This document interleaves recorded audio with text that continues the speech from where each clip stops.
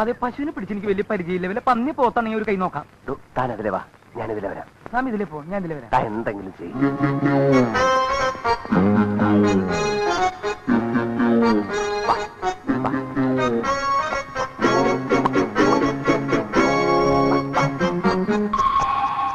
വാടി.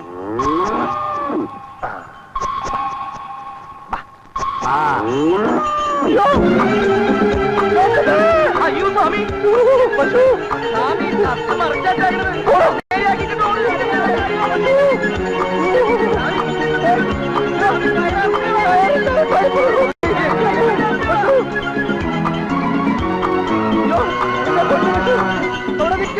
പശു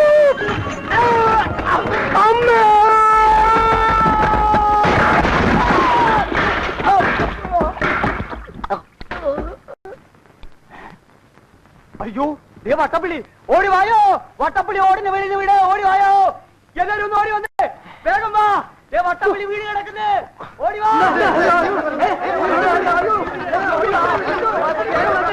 എല്ലാരും നോക്കിയെടുത്തേ. സ്വാമി ആള്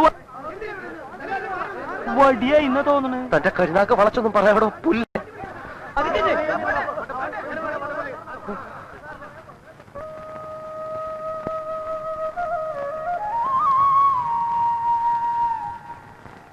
അമ്മേ ഭഗവതി കാത്തുരക്ഷിക്കണേ.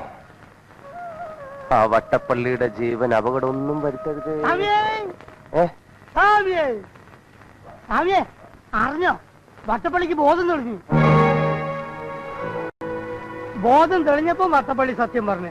വെറുതെ വീണതല്ല, മനഃപൂർവ്വം ഉരുട്ടിട്ട് കൊല്ലാൻ ശ്രമിച്ചതാണെന്ന്.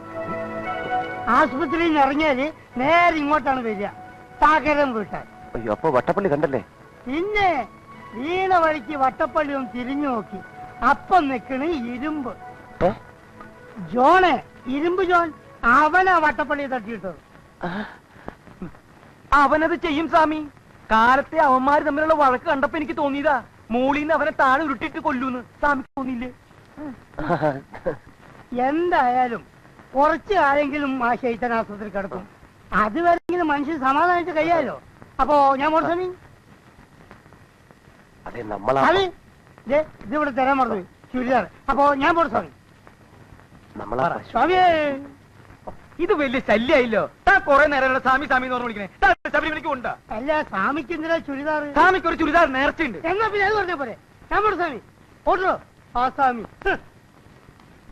എന്നിട്ട് പശുവിനെ താനിതാ പിശാചിനോട് കൊടുക്കണോ?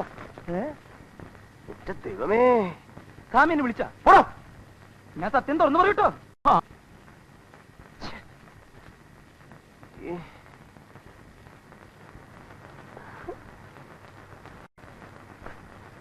ആദ്യമായിട്ട് എന്റെ കൈകൊണ്ട് ഞാനൊരു വസ്ത്രം മേടിച്ചു കൊടുത്തത് ഈ കോളനിയിൽ ഏതൊരു വൃത്തികെട്ട പെണ്ണിനായി പോലല്ലോ എന്റെ അമ്മ.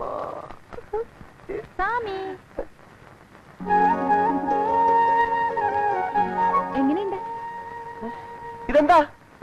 ഇതെന്താ പെണ്ണ നീ ഇതിട്ടുണ്ട് ഇവിടെ തിരിയുന്നത്? പിന്നെ സ്വാമി മേടിച്ചു കൊടുത്തു വിട്ടതല്ലേ? ഞാനോ? നിനക്കോ?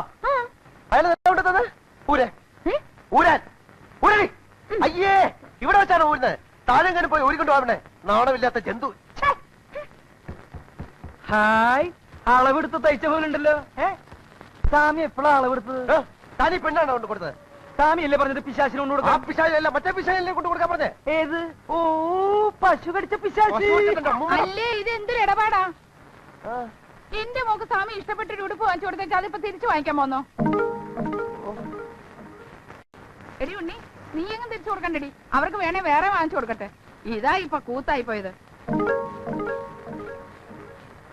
ഇഷ്ടപ്പെട്ട് മേടിച്ചതെന്നല്ലാന്ന് എനിക്കറിയാം. എന്നാലും ഞാൻ ഇതൊരു പ്രതിഫലമായിട്ട് കൂട്ടിക്കോളാം. പ്രതിഫലമോ? എന്താ പ്രതിഫലം? വട്ടപ്പള്ളി ഉരുട്ടിയിട്ടതും കൊല്ലാൻ നോക്കിയതും ഞാൻ ആരോടും പറയാഞ്ഞതിന്. എന്താ, ഉടുപ്പ് തിരിച്ചു വേണം? വേണ്ട വേണ്ട, എടുത്തോ.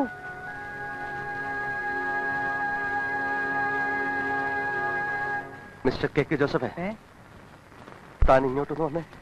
എന്താ സ്വാമി? താനെന്നെ തെണ്ടിച്ച് ഇറങ്ങുള്ളല്ലേ? ആ പെണ്ണ് പറഞ്ഞു കേട്ടില്ലേ? ഇനി അവൾ അതും വെച്ചോണ്ട് എന്തൊക്കെ ചെയ്യാമെന്ന് ആർക്കറിയാം? ഒരു ചുരിദാറും വെച്ചോണ്ട് അവളെ എന്ത് ചെയ്യാൻ? എന്റെ ദൈവമേ, ഇനി ചുരിദാറും ചോദിച്ചോണ്ട് വേറെത്തി വരുമല്ലോ. അവരോട് ഞാൻ എന്ത് സമാധാനം പറയും? വന്നു, അവര് വന്നു. താൻ ചെന്ന് കഥ ഉറക്കയോ, അവരെ പറഞ്ഞു വിടുകയോ, അവര് തരുന്ന എന്താണെന്ന് വെച്ചാൽ താൻ വാങ്ങിച്ചോ, എനിക്ക് വയ്യ. സ്വാമി എനിക്ക് ഒറ്റയ്ക്ക് പറ്റില്ല.